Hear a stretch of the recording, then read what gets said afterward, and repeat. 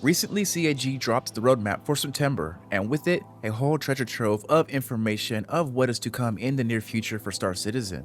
Things such as the brand new science wing at the Onyx facilities, which may be hiding a boss fight with the irradiated Dr. Yorit, and then the brand new Medi gel packs for our medical vessels out there in the verse, alongside new weapons and armor that will be introduced to us in Star Citizen 4.3.1.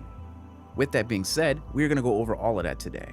But hey, it's FC here, and I'd like to welcome everyone back for another episode of Squawk Tawk.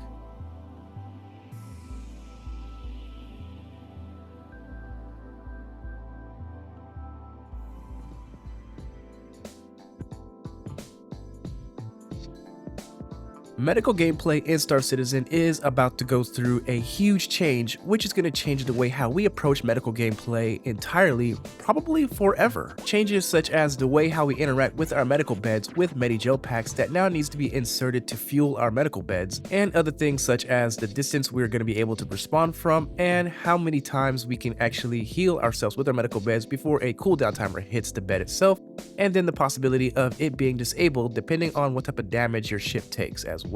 Now, I know a lot of people both on Spectrum and Reddit are not happy with the changes that are to come for medical gameplay. Some people are saying that we should just be able to respawn into our ships whenever we want to without having to pay a cost, but I do believe the opposite. I believe that we shouldn't be able to just respawn in our ships whenever we feel like it.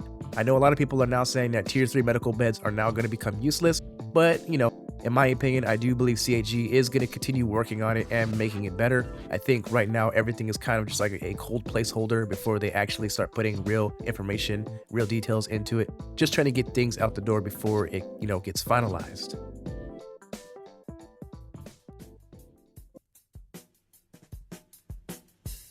This past Friday, Star Citizen 4.31 dropped to Wave 1 PTU. Now with it, a lot of brand new things entered the verse, like the whole entire mini gel packs, and the way how medical gameplay is going to be starting off for us, and then new content for the ASD Onyx facilities, which in my opinion was a lot of fun.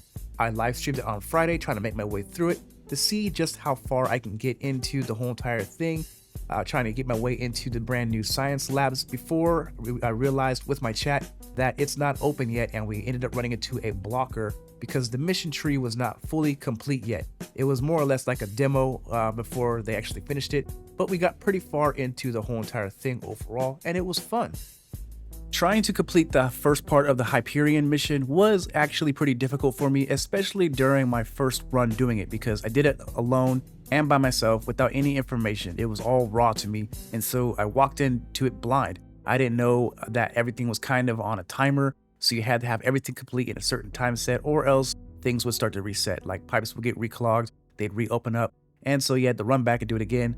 The batteries within the battery terminals, they would get used up and get depleted, and then the terminals that they go into would rise back up out of the water. I didn't know that. Luckily, I had someone enter my chat and tell me like, hey, do this first and do that, and then it should work. So luckily someone popped in and said that to me because I needed the coaching, because I was like, what am I doing? I'm doing it by myself. I need some help.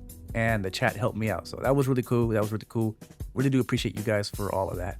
Now, when I made my way to the fuel reactor, this is where everything started to go downhill, because I was just not able to figure it out. Was not able to figure why I can't get the machine to actually work properly or accept the fuel rods I was putting inside there.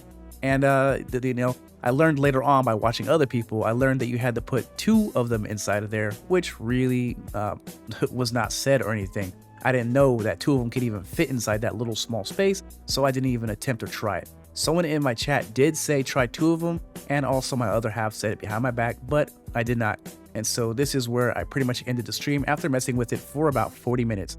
Couldn't figure it out, and we couldn't progress no further to make it into the further parts of the mission, which really sucked. But in other 4.31 news, the brand new Volt LMG has entered the fray. Now let me tell you about this weapon. First off, the way how it shoots, it starts off shooting very fast, quick, and then over time it builds up heat and shoots slower. Now the way how damage works for it, as it shoots the least amount of damage, which is 6.8. But over time, as the heat builds up, its damage output can reach a staggering damage of 54 damage per shot, which is ridiculous. As I was exploring the science wing of the ASD labs, I noticed that I was almost 2-tapping to single-tapping heavy armored NPCs. Also, I am hosting a giveaway for the brand new ship from Kruger Intergalactic, the L21 Wolf. All you got to do in order to enter this giveaway is 1. Be a subscriber, and 2.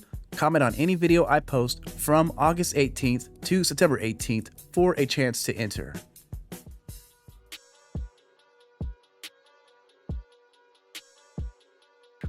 The ASD Facility Science Wing is finally open for us to explore in Star Citizen 4.31 PTU. Now, I've already ran it, and all I gotta tell you is that the visuals are amazing. I was having a lot of fun running it, and just overall exploration in this zone was really cool. One thing I gotta warn anyone who enters this area is to quickly take out the turret operators. They run out from the closets, and there's a few of them that will touch the turrets. And take them out real quickly, because once they get on there, if they start shooting at you, just give up, because they will light you up and they won't stop firing until you're dead. And so it's very hurtful when they get you. So again, like I said, a little bit of a fair warning. It's dangerous if they get to those turrets. Now, for all those loot goblins out there, in the science wing of the ASD labs, you will find these huge orange crates that's going to have the brand new heavy industrial armor. Now, for those who wish to know, the helmet for this new industrial armor set does not have AR vision, so you're not going to have crosshairs on your screen. Also, the Apollo is still not in the game just yet, but I'm sure it'll hit soon. Now, a couple other things about the brand new science wing. Even though you're able to make your way through almost the entire facility, there is no boss fight with an irradiated Dr. Yort just yet, so we're gonna have to wait to see when it's implemented into the game. Now, to wrap things up, I have to give you guys a huge spoiler and a fair warning. Once you get to the end of the science wing, there is a portion that does require a second pair of hands, and I mean literally. There's a set of buttons that requires you to push them simultaneously. Now, this may be hurtful to a lot of solo players, but I know CAG has been trying to come up with the whole entire cooperative zone thing, and that this may be the start of it. But again, there is a section that does require you to have a friend with you in order to complete this whole entire debacle with Dr. Yort.